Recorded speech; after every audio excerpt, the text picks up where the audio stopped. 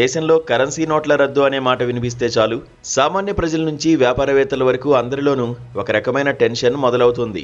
గతంలో జరిగిన పెద్ద నోట్ల రద్దు అనుభవాల దృష్ట్యా సోషల్ మీడియాలో వచ్చే చిన్న వార్త కూడా చిలికి గాలివానలా మారుతోంది. తాజాగా 500 రూపాయల నోట్ల గురించి జరుగుతున్న ఒక ప్రచారం ఇప్పుడు దేశవ్యాప్తంగా హాట్ టాపిక్గా మారింది. మరి నిజంగానే 500 నోట్లు కనుమరుగు కానున్నాయా? ఆర్బీఐ నిర్ణయం ఏంటి?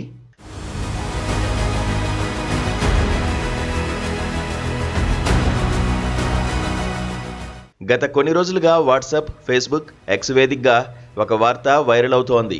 2026 మార్చి నాటికి దేశవ్యాప్తంగా ఉన్న ఏటీఎంల నుంచి 500 రూపాయల నోట్లను పూర్తిగా నిలిపివేయాలని బ్యాంకులను ఆర్బీఐ ఆదేశించిన వార్తలు వస్తున్నాయి. అంతేకాదు చలామణిలో ఉన్న 500 రూపాయల నోట్లను కూడా ప్రభుత్వం వెనక్కి తీసుకుంటుందని, మళ్లీ నగదు కష్టాలు తప్పవనే ప్రచారం సాగుతోంది. దీంతో సామాన్య ప్రజలు ఏటీఎంల దగ్గర క్యూ కట్టాలా లేక ఇంట్లో ఉన్న నోట్లను మార్చుకోవాలా అనే అయోమయంలో పడిపోయారు. ఈ ఆందోళనల నేపథ్యంలో కేంద్ర ప్రభుత్వ అధికార సంస్థ పిఐబి ఫ్యాక్ట్ చెక్ స్పందించింది. సోషల్ మీడియాలో జరుగుతున్న ఈ ప్రచారాన్ని తీవ్రంగా ఖండించింది. ఆర్బీఐ అటువంటి ఆదేశాలేవీ జారీ చేయలేదని స్పష్టం చేసింది. 500 రూపాయల నోట్లు చట్టబద్ధంగా చెల్లుబాటులో ఉంటాయని కొండబద్దలు కొట్టింది. ఏటీఎంల నుంచి వీటిని తొలగించే ప్రసక్తే లేదని తేల్చి చెప్పింది. అధికారిక వర్గాల ద్వారా సమాచారాన్ని ధృవీకరించుకోవాలని కోరింది.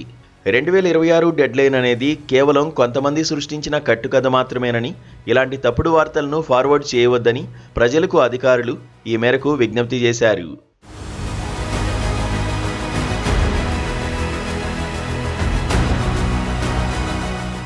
పిఐబి క్లారిటీతో 500 రూపాయల నోట్ల రద్దు ప్రచారానికి ఎండు కార్డు పడింది. కాగా 2025 జూన్ నెలలో కూడా కేంద్ర ప్రభుత్వం 500 రూపాయల కరెన్సీ నోటును ఉపసంహరించుకుంటుందని ప్రచారం జరిగింది.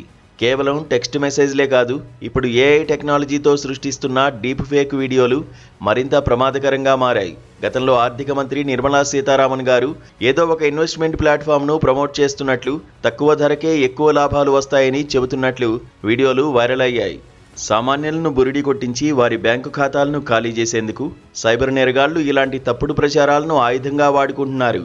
కాబట్టి ప్రతి విషయాన్ని అధికారికంగా ధృవీకరించుకున్న తర్వాతే నమ్మడం మంచిది.